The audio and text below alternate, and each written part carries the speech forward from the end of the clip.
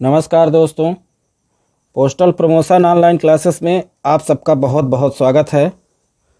चलिए आइए स्टार्ट करते हैं। आज postman mail guard plus MTS का कंबाइंड पेपर आपका ये जो 2023 में हुआ था, है ना, ये बिहार सर्कल का है। बिहार सर्कल का केवल जीके का हल प्रश्न पत्र हम लोग करेंगे। जीके के जितने भी क्वेश्चन थे, 10 प्रश्न इसमें थे, उसको अच्छे तरह से सॉल्व करेंगे और जहाँ भी कोई कन्फ्यूजन होगा उसके बारे में आप हमको बताइएगा। किसी को कोई चीज़ नहीं समझ में आती है तो उसको अलग से हम आपको बताएंगे, कोई ऐसी दिक्कत नहीं है, ठीक है। तैयारी आपको करना है, तैयारी अच्छे से करना है। जब तक लगेंगे नहीं, जुटेंगे नहीं, तब तक सिलेक्शन होगा नहीं। जीके का दूसरा चीज़ ये है कि जीके का सिलेबस इतना बृहद है कि आप उसको 10 साल भी समय दे देंगे तब भी नहीं पूरा होगा। इसलिए जब तक आप PYQ नहीं करेंगे, प्रीवियस ईयर क्वेश्चन पेपर नहीं करेंगे, आपको जीके के सिलेबस का तरीका नहीं पता होगा। भाई इसमें क्या है कि हमको उसके पहले तरीके को पकड़ना है कि जीके में पूछता क्या क्या है। पहले भी आपको बताया था कि कभी कभी क्या होता है कि GA प्लस जीके दो चीज़ें होती हैं, जनरल अवेयरनेस, जनरल नॉलेज, है ना। जनरल अवेयरनेस में आपका करंट की चीज़ें पूछी जाती है। अभी तक जो हम लोग अनुभव किए हैं कि लगभग 1 से 2 प्रश्न करंट में आते ही आते हैं। वो हमारे राज्य से संबंधित हो सकता है, इंटरनेशनल, नेशनल, कुछ भी हो सकता है। जीके में आपका 5 से 6 सवाल आपका पुराना पूछा जाएगा, ठीक है। इसके बाद कुछ ऐसी चीज़ें होती हैं जैसे थोड़ा सा जुड़ा हुआ है नैतिकता। नैतिकता से भी लगभग 1 से 2 प्रश्न कभी कभी पूछ लेता है। तो इस हिसाब से जब आप पूरे सर्कल का पेपर अच्छे से सॉल्व कर लेंगे, आप खुद ही मास्टर हो जाएंगे। आपके दिमाग में वो चीज़ आने लगेगी कि क्या क्या हमको पढ़ना है, कैसे पढ़ना है। साथ में एक चीज़ और ध्यान में रखिएगा कि लूसेंट का सहारा लीजिए। लूसेंट की किताब है, उसको आप अच्छे से जीके के बारे में जो जो चैप्टर जहाँ जहाँ से प्रश्न पूछे जा रहे हैं उसको आप कवर करते जाइए, पढ़ते जाइए। सबसे ज़्यादा महत्वपूर्ण बात यह है कि लगभग 5 से 6 प्रश्न हर बार रिपीट होते हैं। रिपीट यानी पिछले साल वो कभी न कभी पूछे गए हैं। केवल 3 प्रश्न से 4 प्रश्न के बीच में हमारा जो भी होगा महासंग्राम रहता है। इसमें एक आध प्रश्न गलत भी हो जाएंगे तो दिक्कत नहीं है, मगर प्रयास करिएगा कि जीके में अच्छा स्कोर करना है, ठीक है। कब किस में भाई बने कि ना बने, इसलिए जिसको अच्छे से कर सकते हैं आप अच्छे से करिए। तो चलिए आइए स्टार्ट करते हैं। यह बिहार सर्कल का 2023 का postman mail guard combined GK का हल प्रश्न पत्र है। यहाँ पे जो सीरीज़ दिया गया है, यहाँ 32 में दिया है, फिर 34 में, 36 में। तो जो हमारा 1 से लेकर 50 तक प्रश्न पत्र था पेपर फर्स्ट, उसमें इसका सीरीज कुछ ऐसे ही था। कभी 32 नंबर में पूछ लिया, कभी 34 नंबर प्रश्न में पूछ लिया। इससे आप परेशान मत होइएगा, 10 के 10 पूरे प्रश्न आपको इसमें मिलेंगे। वीडियो हमारा 10 से 15 मिनट का रहेगा, ज़्यादा बड़ा नहीं रहता है। इसलिए इस टाइम पे थोड़ा सा इकट्ठा हम आपको ना पढ़ा के अलग अलग सर्किल का हम आपको वीडियो बना के दिखा रहे हैं, है ना। अलग अलग हमको करना है, बाद में फिर आप इकट्ठा हम आपको PDF दे देंगे, आप वहाँ से अपना करते रहिएगा। तो प्रश्न क्रमांक 32 में देखिए, बड़े इत्मीनान से, बड़े आराम से करना है, ज़्यादा समय थोड़ी ना लगेगा इसमें। राजनीतिक दलों को चुनाव चिन्ह कौन आवंटित करता है? Who allots symbols to political parties? राजनीतिक दलों को चुनाव चिन्ह कौन आवंटित करता है? A नंबर पे दिया है पार्टी के नेता, B नंबर पे दिया है भारत का संविधान, C नंबर पे दिया है चुनाव आयोग, D नंबर पे दिया है भारत सरकार। तो आपको जानकारी के लिए बता दें कि जो राजनीतिक दलों का चुनाव चिन्ह होता है, अच्छा चुनाव चिन्ह तो सभी लोग जानते होंगे, जैसे BJP का कमल हो गया, कांग्रेस का पंजा हो गया और सपा का साइकिल हो गया। इस तरह से सबको चुनाव चिन्ह मिलता है। ये जो चुनाव चिन्ह मिलता है ये हमेशा चुनाव आयोग, कौन इसको आवंटित करता है? चुनाव आयोग।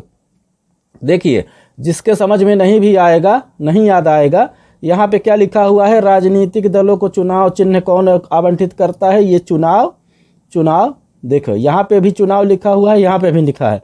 आप ऐसे भी समझ सकते हैं कि दोनों चुनाव का चयन करिए, जिसमें चुनाव होगा ऑप्शन में वही सही हो जाएगा। बात समझ में आ गई? दूसरी चीज़ क्या है कि देखिए, ये सबको पता है कि जो चुनाव चिन्ह आवंटित होते हैं वो हमेशा चुनाव आयोग के द्वारा ही, जो इलेक्शन कमीशन होता है उसके द्वारा ही होता है। पार्टी लीडर से कोई मतलब है नहीं, कॉन्स्टिट्यूशन ऑफ इंडिया से मतलब है नहीं, गवर्नमेंट ऑफ इंडिया तो सब कुछ गवर्नमेंट ऑफ इंडिया ही तो है, चुनाव आयोग भारत सरकार के अंदर ही तो है। तो ये चुनाव और इस चुनाव शब्द को याद में रखे रहिएगा, नहीं बनेगा याद आएगा तब भी इसी में मार दीजिएगा, ठीक है। दूसरा चीज आपको यहाँ पे दिया गया है 34 नंबर पे प्रश्न क्रमांक 34, ताबोड़ा राष्ट्रीय उद्यान किस राज्य में स्थित है? तो ताबोड़ा जो राष्ट्रीय उद्यान है ये आपके महाराष्ट्र में है। सबसे पहले तो महाराष्ट्र राज्य में स्थित है। दूसरा चीज इसका अगर जिले की बात करें, महाराष्ट्र के जिले की बात करें तो चंद्रपुर एक जिला है महाराष्ट्र में, वहां पे ताबोड़ा राष्ट्रीय उद्यान स्थित है। यानी इसका राइट आंसर हो जाएगा बी। प्रश्न क्रमांक 36 में आइए, यह नैतिकता से प्रश्न है। 36 में दिया गया है, काम के दौरान सही या गलत व्यवहार से निपटने के लिए किसी संगठन, कंपनी या समूह द्वारा स्थापित दिशा निर्देशों या प्रक्रियाओं का सेट क्या बोला जाता है? भैया काम के दौरान सही या गलत व्यवहार से निपटने के लिए किसी भी संगठन, कंपनी या समूह द्वारा स्थापित दिशा निर्देशों या प्रक्रिया के सेट को क्या कहते हैं? अगर बात समझ में हिंदी में ना आया करे तो आप प्रश्न इंग्लिश में भी पढ़ सकते हैं, वहां भी समझ सकते हैं। तो यहाँ पे ऑप्शन दिया गया है नैतिकता, यहाँ पे संघर्ष, फिर नैतिकता लिखा है, फिर मूल्य लिखा है। ये मिस प्रिंट हो गया था, है ना। यहाँ पे नैतिकता नहीं होगा, यहाँ पे देख लीजिए moral, conflicts, ethics and values. तो जो हमारा नैतिकता है उसका इंग्लिश भाषा होता है एथिक्स। क्या होता है? एथिक्स। इसका राइट आंसर हो जाएगा सी। भाई 2 बार नैतिकता लिखा है उससे मतलब नहीं है, अगर हिंदी में ऑप्शन गलत है इंग्लिश वाला ही मान्य होता है, ये आपको पता होगा। नहीं पता होगा तो जान लीजिए, कोई चीज़ अगर हमारी हिंदी लैंग्वेज में गलत है तो उसको हम इंग्लिश लैंग्वेज में जो सही है उसी को माना जाएगा। तो इसका राइट आंसर हो जाएगा सी, नैतिकता या एथिक्स उसको बोलते हैं, ठीक है। अब आते हैं प्रश्न क्रमांक नंबर 37 पे, 37 पे। संविधान के भाग 3 में निहित अनुच्छेद 14 का संबंध किससे है? ये राजनीति शास्त्र से पूछा गया है, पॉलिटिक्स से। इसमें क्या होता है कि सबसे पहले तो आपको वहां पे जानना पड़ेगा कि संविधान के कौन कौन से भाग हैं, कितने भाग हैं और किस भाग में क्लाज या अनुच्छेद कहां से कहां तक का है। इतना सारा चीज यहाँ पे बताएंगे तो बहुत टाइम लग जाएगा, इसलिए मोटा मोटा जान लीजिए कि संविधान के भाग 3 में अनुच्छेद 14 का जो संबंध है वो आपका समानता के अधिकार से होता है। समानता के अधिकार का अनुच्छेद 14 में बोला गया है। आप वहां पे लूसेंट में देखिएगा, मिल जाएगा। हम वहां पे आपका पूरा सिलेबस अच्छे से अलग से बाद में पढ़ाएंगे। आप एक बार PYQ कर लीजिए, जब वहां पे पढ़ाएंगे तो आपको बहुत मजा आएगा, आपको समझ में आएगा कि अरे सर वहां पे पढ़ाए थे, यहाँ से ऐसे ऐसे प्रश्न बनता है। तो उस टाइप से क्या होता है कि आप लूसेंट को छंटनी कर लेंगे, उसका छांट लेंगे कि किसका पढ़ना है क्या नहीं पढ़ना है। अभी बताएंगे तो आप कंफ्यूज हो जाएंगे कि क्या पढ़ें कि क्या ना पढ़ें। इतना बड़ा महाब्रह्मांड है लूसेंट का, है ना। इसलिए इस हिसाब से आपको हम बता रहे हैं कि पहले PYQ करिए, लूसेंट अपने आप समझ में आ जाएगी। ये जो आपको स्ट्रेटजी के हिसाब से बताया जाता है तो ऐसा नहीं है, बहुत सोच विचार के बताया जाता है। अब आते हैं प्रश्न क्रमांक 38 नंबर पे। भारत के किस राज्य की तटीय रेखा सबसे लंबी है? किस राज्य की तटीय रेखा, तटीय मतलब जानते हैं, which state of India has the longest coastal line. तटीय रेखा जो देखिए, जो हमारा समुद्री एरिया होता है, समुद्र एरिया होता है तो उसको हम तटीय रेखा बोलते हैं। तो जो गुजरात का तटीय रेखा है, गुजरात का जो समुद्री एरिया है, इधर साइड का पूरा ओशियन है, ये पूरा समुद्री इलाका है, ये पाला है ना। इधर साइड भी यहाँ से लेकर ऐसे पूरा ओशियन है, समुद्री इलाका है। तो जो गुजरात का तटीय क्षेत्र है वो सबसे ज़्यादा कवर करता है। किसका? गुजरात का। बाकी सब तट में ही स्थित हैं। पश्चिम बंगाल समुद्र से लगा है, तमिलनाडु समुद्र से लगा है, केरल समुद्र से लगा है, सब समुद्र से लगे हुए हैं सी से, मगर गुजरात का तटरेखा सबसे ज्यादा लगा हुआ है। इसका राइट आंसर हो जाएगा D. Question number 39, Mohini Attam किस राज्य का शास्त्रीय नृत्य है? शास्त्रीय नृत्य यानी होता है क्लासिकल डांस। फोक डांस ऐसे फोक डांस होता है वो नहीं, क्लासिकल डांस की यहाँ बात कर रहा है। तो मोहिनी अट्टम जो है वो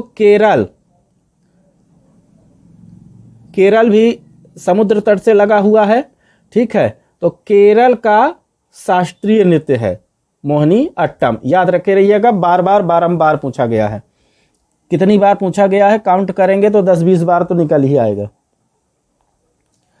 क्वेश्चन नंबर 40, निम्नलिखित में से कौन सा समाचार पत्र 1919 में मोतीलाल नेहरू द्वारा प्रकाशित किया गया था या नेहरू जी द्वारा शुरू किया गया था?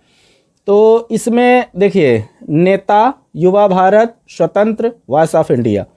यहाँ से देखिएगा, ये हिंदी ट्रांसलेट है उसका, the leader, young India, independent, voice of India. तो यहाँ पे देखिए, जो यंग इंडिया है 1919 में मोतीलाल जी द्वारा पूछा गया है। यंग इंडिया यानी युवा भारत, ये आपका महात्मा गांधी जी द्वारा प्रकाशित किया गया था। महात्मा गांधी जी द्वारा इसकी शुरुआत की गई थी। दूसरी चीज, आपका जो द लीडर दिया गया है, ये मदन मोहन मालवीय द्वारा, किसके द्वारा? मदन मोहन मालवीय द्वारा शुरू किया गया था।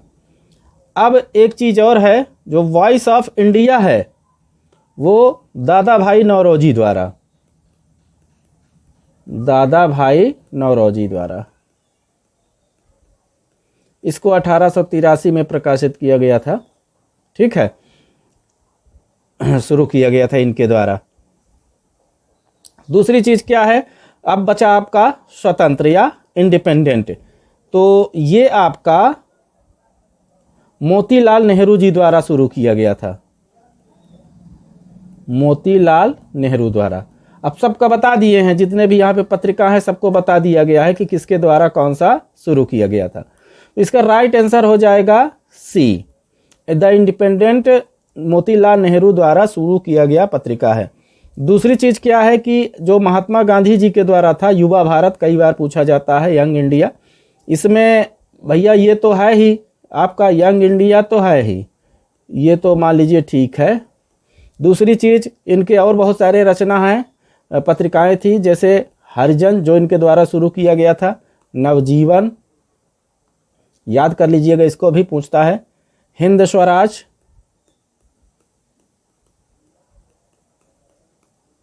माय एक्सपेरिमेंट विथ ट्रूथ, बहुत पूछता है, माय एक्सपेरिमेंट विथ ट्रूथ, ये बहुत बार पूछा गया है।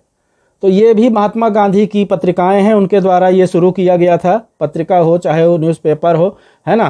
तो यंग इंडिया, हरिजन, नवजीवन, हिंदू स्वराज और माय एक्सपेरिमेंट विथ ट्रूथ, इसको भी याद कर लीजिएगा, पूछता है, कहीं से भी प्रश्न आ सकता है। अब आते हैं प्रश्न क्रमांक 41 पे। 41 पे बोला गया है कि महात्मा गांधी द्वारा भारत छोड़ो आंदोलन कब शुरू किया गया था? देखिए, बार बार वही प्रश्न आ रहा है, इसको हम लोग पढ़ चुके हैं, क्वाइट इंडिया मूवमेंट कब लॉन्च किया गया था? तो इसका देखिए सन में दिया है 1940, 42, 39, 46। तो ये जो आपका महात्मा गांधी द्वारा भारत छोड़ो आंदोलन चालू किया गया था, ये आज़ादी के 5 साल पहले 1942 में इसकी शुरुआत की गई थी। भारत छोड़ो इनका नारा भी है महात्मा गांधी जी का, ठीक है, तो इसको आप ध्यान में रखिएगा। कौन भारतीय राज्य की पहला मुख्यमंत्री थी? भारतीय राज्य की पहली मुख्यमंत्री कौन है? यहाँ पे नाम दिया है Janaki. Who is the first women chief minister of India state? Janaki Ramachandran, Sucheta Kripalani, Mamata Banerjee, Uma Bharti. अब देखिए ऑप्शन में कैसे छांटते हैं, बात को समझिएगा भैया, ऑप्शन में कैसे इसको हम लोग छांटेंगे। यहां पे क्या होता है कि जानकी उमा भारती मुख्यमंत्री जरूर थी, पर वो पहली मुख्यमंत्री नहीं थी। ममता बनर्जी वो भी नहीं थी, अभी भी वो मुख्यमंत्री हैं। अब यहाँ पे जानकी रामचंद्रन आता है और नाम आता है सुचेता कृपलानी का, तो जानकी रामचंद्रन भी नहीं है, सुचेता कृपलानी जो हैं ये आपकी पहली मुख्यमंत्री थी। कहाँ से? उत्तर प्रदेश से। उत्तर प्रदेश से पहली बार ये मुख्यमंत्री बनी थी 1963 में। तो लेडीज के महिला के तौर पर पहली बार इन्होंने मुख्यमंत्री पद का पदभार लिया था। राज्य की पहले महिला मुख्यमंत्री बन गई थी। ठीक है, तो इसका राइट आंसर हो जाएगा सुचेता कृपलानी यानी बी। याद रखे रहिएगा। अब आता है प्रश्न क्रमांक 44 number.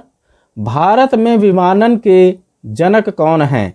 Who is the father of aviation in India? Father of aviation in India. तो विमानन के जो जनक हैं डॉक्टर APJ अब्दुल कलाम में न लगाइएगा, स्पेस वाले हैं। होमी जहांगीर भाभा में भी न लगाइएगा, ये भी नहीं है। विक्रम साराभाई, ये भी स्पेस वाले हैं। तो JRD टंडन जो हैं वो एविएशन ऑफ इंडिया के जनक हैं, विमानन के जनक माने जाते हैं। इन्होंने टाटा एयरलाइंस